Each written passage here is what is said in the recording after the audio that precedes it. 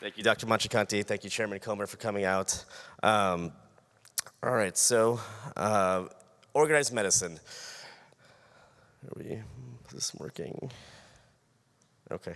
All right, so how do you define organized medicine? Organized medicine is essentially organizations within healthcare that have an advocacy arm, that provide training for CME, continuing medical education, to develop standards that preserve and protect the way you practice medicine. So there's several key components. There's professional associations, there's advocacy efforts like I discussed before, there's a CME side, and there's also the ethics and standards portion of it. So the role of specialty societies, which is what ASIPP is, a specialty society within the family of organized medicine. So again, advocacy, advocacy, advocacy. Here it's going to be a very common theme that you'll see as far as organized medicine is concerned, and particularly within this organization. Then again, the CME, providing research grants, things like that as well. Networking for all you all to join and meet each other. And it's important to recognize that ASIPP is actually a society represented within the American Medical Association. So the AMA, when you think about organized medicine, the AMA is basically at the top of the pinnacle here.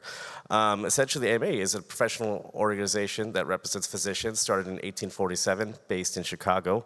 And about 2022, the membership was a little over 271,000 members, physicians and medical students. And essentially, it is the premier deliberative body for development of policy within healthcare.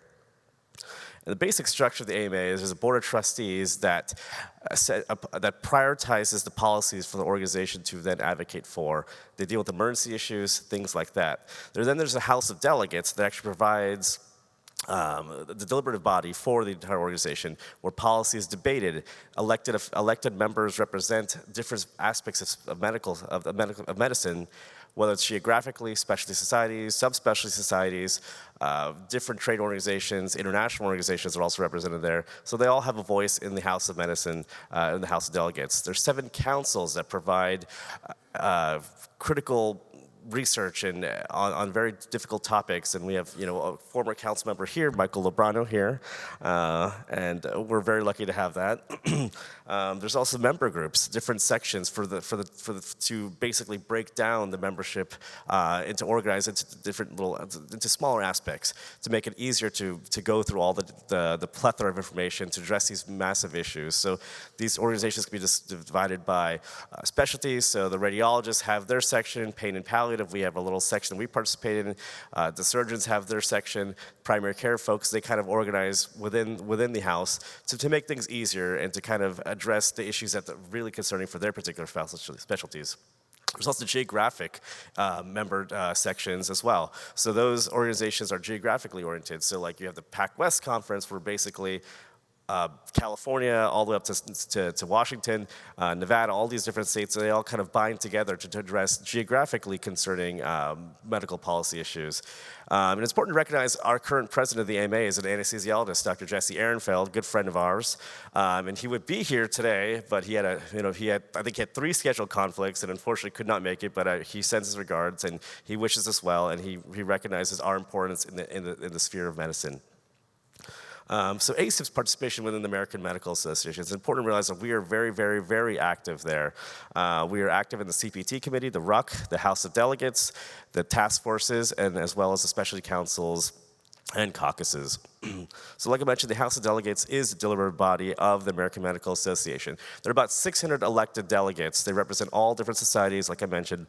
And right now we have 2 members, myself being the alternate and Lee Snook being the delegate, who unfortunately can't make it due to a family emergency.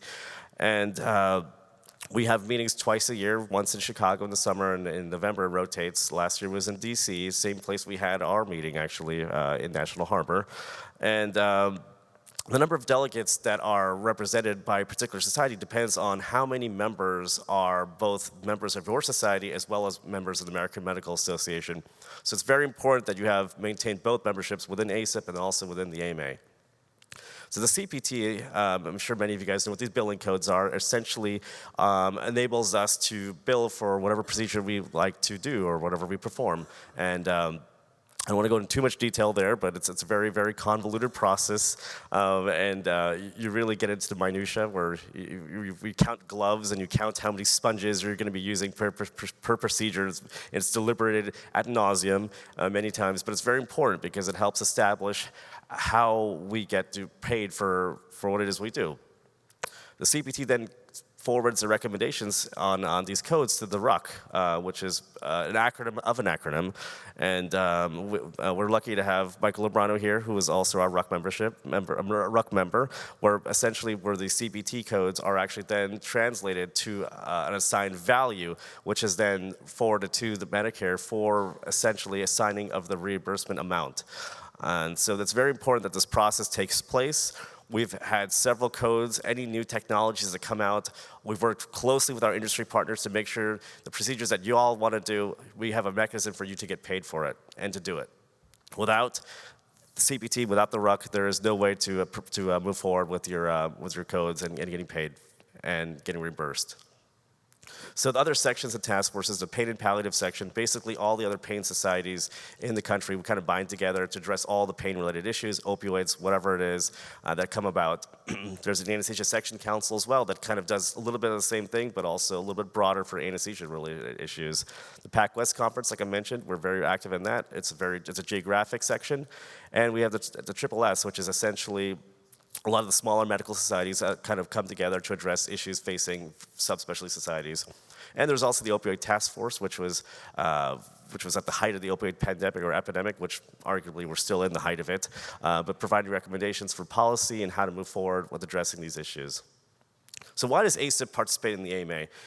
It's absolutely critically important that we have that voice in the House of Delegates. People come to us for the issues related to health, to pain, and without us, things will not move forward, whether it's DEA's mandates on opioid production or name your opioid issue, Narcan, all that stuff. They come to us for our advice and for our guidance because they know we are the experts in that field.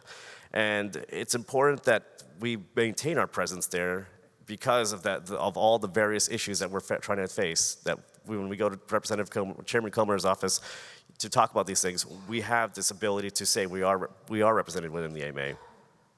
And I think it's very important that when you have your choice of joining societies, it's very important that you join a society that has representation within the AMA. It's very important that you join a society that has an advocacy arm, because without advocacy, your society doesn't really have a role, I would argue, within the grand scheme of things.